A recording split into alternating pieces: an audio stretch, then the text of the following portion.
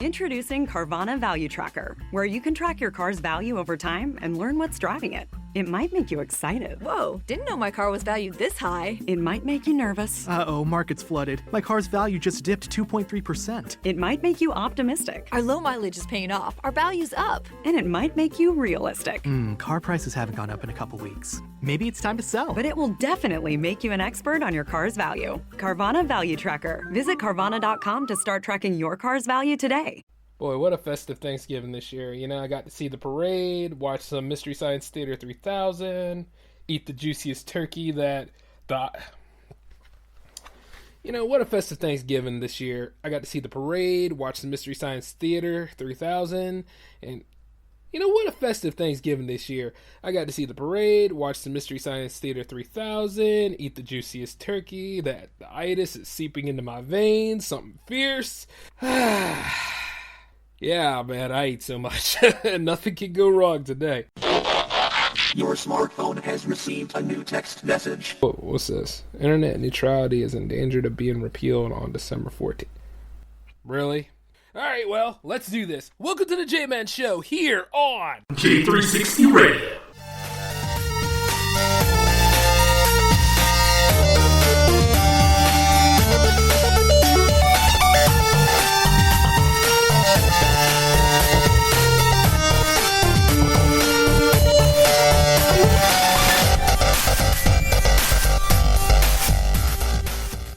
Hey everybody, welcome back to the J-Man Show. I'm Jay, of course. This is episode 41, and a special hello to those out there who ransacked retail stores either last night or this morning. I'm sure there's plenty of people reeling in pain because you just had to get that TV or the washing machine combo.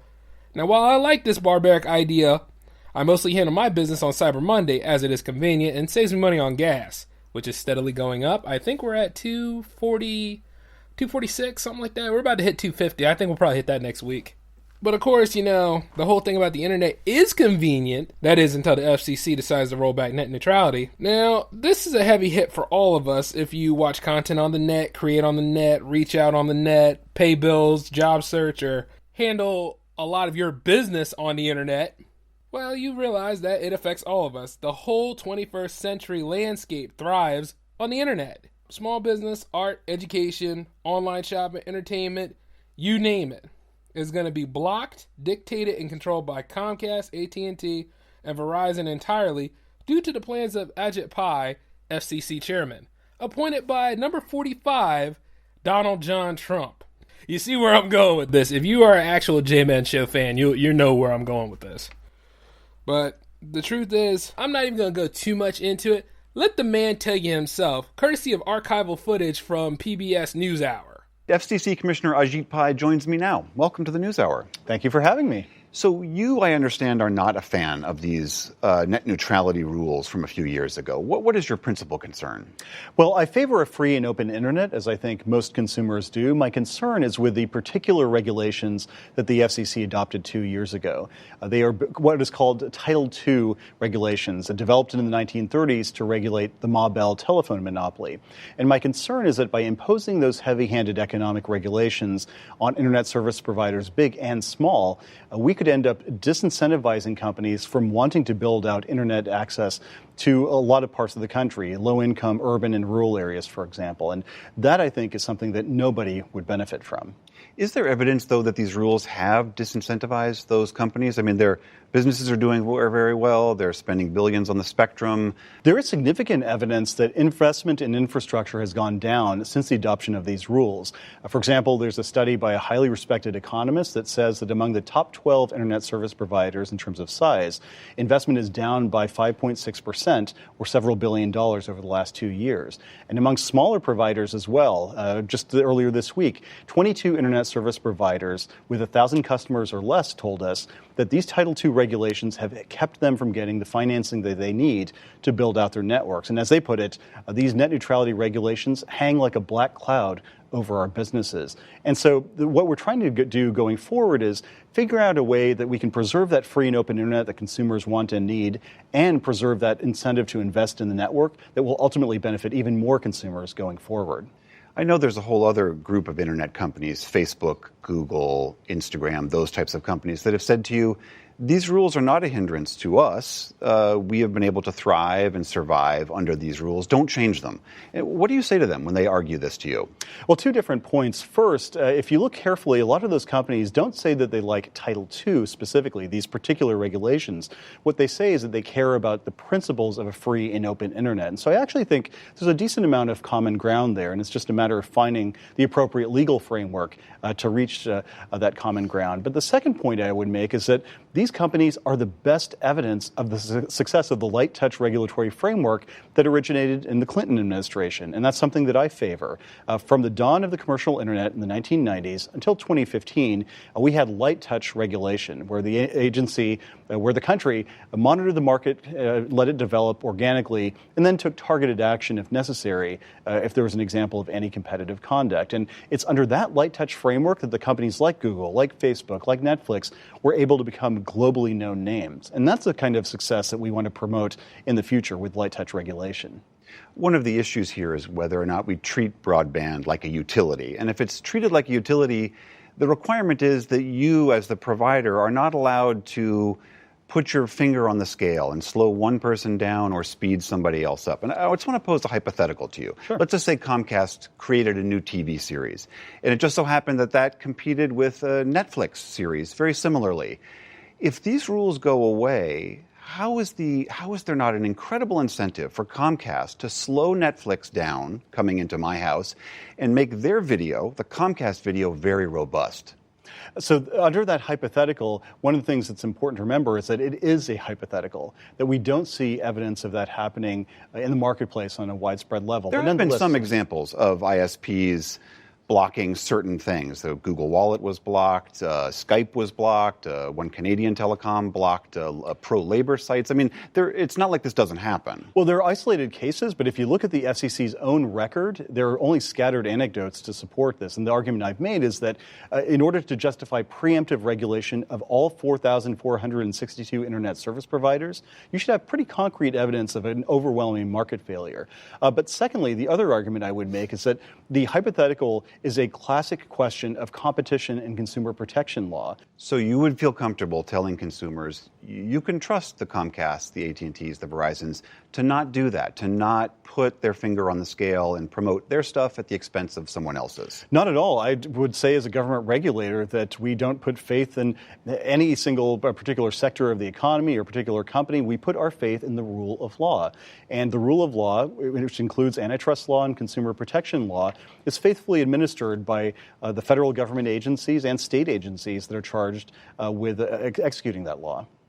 Back when the FCC was first talking about changing these rules a few years ago, there was something like 4 million comments posted, and the overwhelming majority of those were people saying, we want net neutrality. We want to know that these protections are in place. Does that evidence not sway you that maybe these rules should not be dismantled? Well, I certainly understand that there's a wide variety of public interest in this particular issue. But when I meet with consumers, and I've met with folks from Kalamazoo, Michigan, down to Carthage, Mississippi, from Barrow, Alaska, to Diller, Nebraska, what they tell me is that their concern is not that their internet service provider is blocking lawful traffic or doing something like that. It's that they want more competition. They want better and faster and cheaper internet. All right, FCC Commissioner Ajit Pai, thank you very much for being here. It's great to be with you. Well, you can hear in his voice, everybody, that he is playing billionaire's ball with everyone's peace of mind, just like the rest of Incompetence Inc. I'm sure you all notice a pattern that each time they talk about making changes, it either deals with someone in a faraway land or for big businesses. And I'm sure that a lot of you have been paying attention to the tax reform issue, and I know a lot of y'all are probably clocking out, but I need y'all to pay attention to this. See, big businesses and the rich will thrive enough as it is, as the ones that will suffer are the middle class and the poor with plenty of NFG in sight from the opposition. He spoke of competition, which is a joke considering that all of them are attempting to merge or monopolize. Like, for example, if it isn't Comcast and Time Warner, which was one of the biggest debacles not too long ago, it's Time and Charter, and then it could be any mixture of so on and so forth. Though we know Verizon and AT&T won't merge, they wouldn't mind allying up just to control the internet. And don't expect to convince Pai of too much either, for he has held positions in Department of Justice, the United States Senate, the FCC Office of General Counsel, and Verizon, which is ironic because that is one of the big businesses crying for a net neutrality rollback. These businesses want pure complacency and no competition, especially if you are about a free and open internet. Matter of fact, even now with the rules that we do have in place, South Korea has a faster internet than all of us because they believe in pure competition. Yeah, believe it or not, that little island over there, well, actually it's a peninsula, but you know what I mean. They have a significant amount of companies over there that compete all the time, and their internet is much faster than ours. Ours, at best, it's whatever you're willing to pay Comcast in terms of packages. And now it's pretty much package in a package in a package as soon as they get their way with these net neutrality rules. Like, you see, the thing about it is, going into business with a fear of competition is like trying to swim without water. You won't get far, and you will look foolish. These companies are to provide the information superhighway. If anything, they're to give us the road, and we, the consumers, are to travel that road via our tech devices to perform the tasks we need.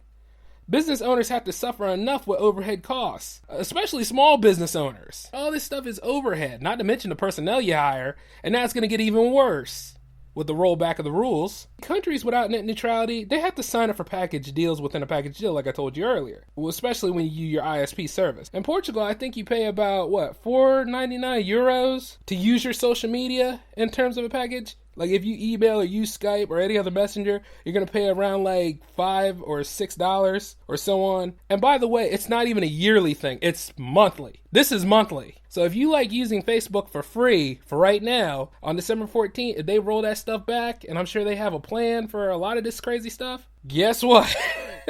You're going to be paying something to use that Facebook, or that Twitter, or that Snapchat, or anything. It's insane right here. If you hear what he says, and you see like how they do things in countries without net neutrality, this is a fine way to help the poor by milking money from them, and dictating and just throwing more things in the way. This is like they want to destroy all of progressivism. As a matter of fact, it ain't too far from the point, right? Think about it. You pay enough to your ISP anyway, monthly. Could you imagine what would happen with total control? They could dictate 2 different types of lanes for internet speed.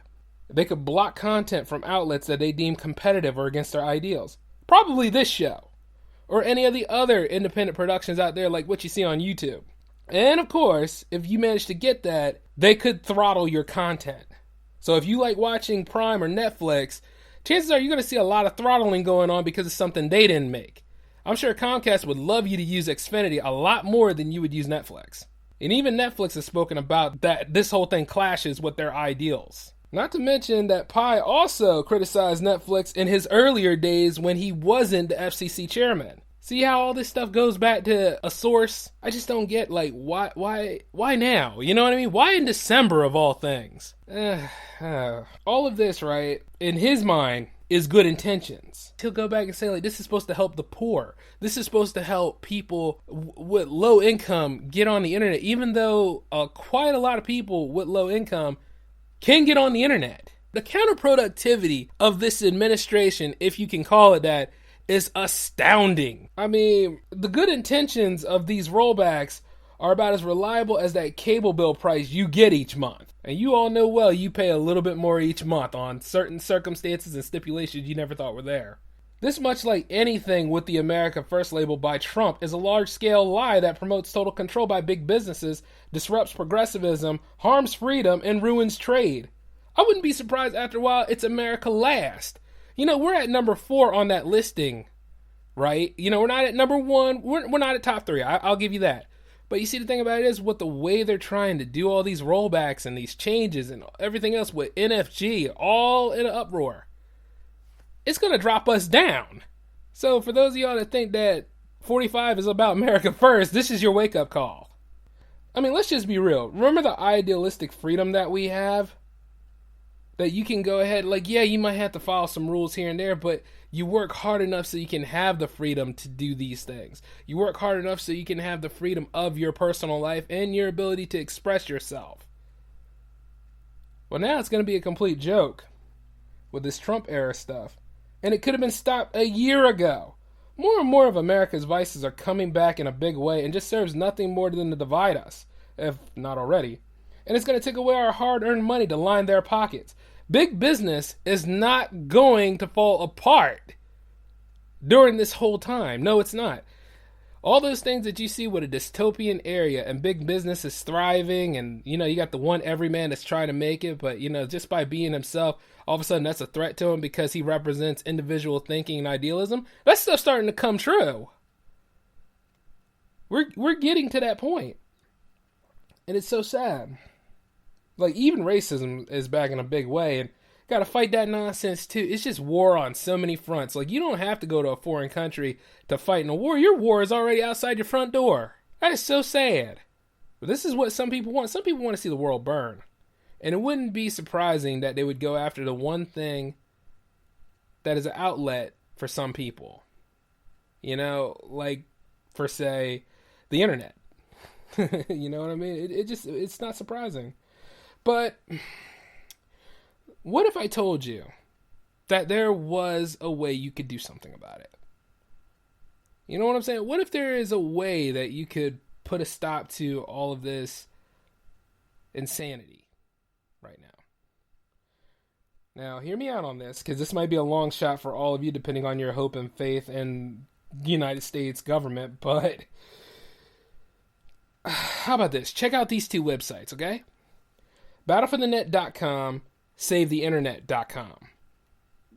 Get in touch with Congress. Yes, I know.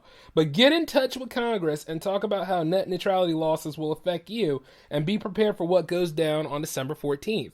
Like, really, all of us, we need to get active. I know the system is slow and it's unreasonable from time to time, but this is us. This is our voice. We need to use what we have now. We have to be reasonable minded, and we have to speak with some sense to these people to get them to understand and work with us. I know all that stuff that's out there, from all these sexual allegations, all these problems that are going on. I need you all to understand this. Nobody is perfect. Life is a mess. But, there are some reasonable people in the government that want to do the right thing. They could be far and in between, but it goes like this. If we, the country, back them and help them out and use our voices to show exactly where we stand on this whole issue, because one way or another, everything here affects us. And, sometimes the internet is our freedom of speech to a point. This is the time to use it. So don't forget these two websites. And if you need to know more information, I will drop the links in my description box below. But definitely check out battleforthenet.com, savetheinternet.com, especially if you are a small business owner. Because this is the future here, guys. Like, one way or another, I know there are times that I say something about, how the system is rigged and how things don't make any sense, and this is what, you see, the thing about it is, I also said this is the time when the nation has to prove that they are better than their government, and this is the time to do this stuff. It wouldn't make any sense. None of this is about freedom. None of this is about helping those low-end, impoverished areas. This isn't about that. They say this stuff because it's to get you to follow on with them, because, hey, if you make something that sounds like freedom, is it freedom? You see what I'm saying? And Donald Trump and his pals know this stuff. And I'm not trying to go ahead and infuriate people, but then again, the fact that I have my own show and my own ability to produce this stuff already infuriates quite a bit. The thing is that you need to know these things. If you don't like looking at mainstream media, the independent media that you enjoy so much, or the Twitch streaming that you like to do, guess what? They're trying to roll that back. All that clear-cut footage that you see is going to be rippled, it's going to be throttled, it's going to... you know what? Worse, it'll be blocked. It'll be non-existent. If you just fall asleep on this is not going to help you. Turkey is good, but I need you to work that itis out of you like I'm doing right now to make sure that you stay on point and aware about all this stuff going on, because these rollbacks will affect everybody. We are supposed to be an interconnected society. The fact that they're going to find a way to put a price tag on that and ruin any sort of progress that we have made, because you could go ahead and talk about Obama's administration as many ways of Sunday. I got somebody in my team that does that, and granted, he has some interesting opinions, but they don't make no sense, because at the end of the day, he wasn't reading the issues. You got to be aware and you got to be active of what is going on in your country, especially if it involves things that you enjoy. This is going to be a 10-yard fight. This is going to be one of them things that is long-term, because, see, he's going to stay in there for about... See, the thing is that Ajit Pai is not going to just be the FCC chairman that goes, you know what I mean? He's going to be there for quite some time. And this is going to be a fight that's about as varied and long as healthcare. You know, if we're all about freedom and if we're all about being patriots, then we got to be in this to win it. We have to stay involved. I know some of y'all are tired and some of y'all are burnt out, but I need you to go ahead and pull yourself away from being burnt out. I need you to go ahead and be refreshed and get ready to go ahead and let your voices be heard and speak on behalf of why net neutrality works for you, especially for those of you that are in your own business or on the verge of creating it. This will hold you back and hurt you in the biggest way possible. Because, see, these people are not about competition. They're not about a thriving economy. If they were, they wouldn't be so busy to destroy it. And it's a shame. Let your eyes be open and let your ears be aware of what is going on around you. Because if anything, I know the 45th wants to suppress everything. Especially if it's something about keeping him honest.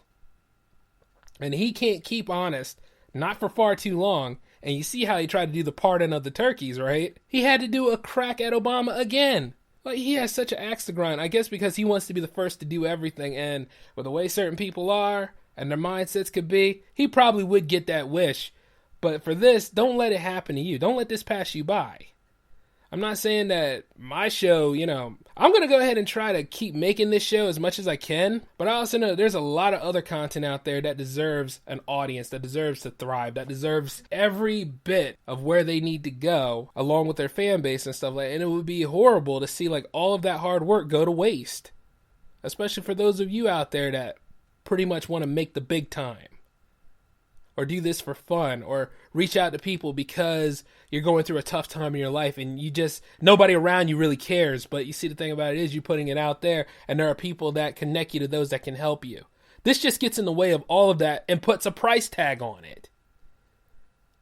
So I need y'all to get active and aware, and we all need to stick together through this, and we have to fight any sort of opposition to things that we enjoy in this world, because we have to make our own happiness. Government was never going to give it to you in the first place, but this time we need to work with the ones that want to work with us, and we need to go ahead and put a stop to this FCC nonsense. All right? Well, that's all I have for you this week, J360 Legion. I will be back on my regular day and time, Thursday at 7 o'clock p.m. with episode 42 next week. Until then, you take care of yourselves. This is Jay, signing off.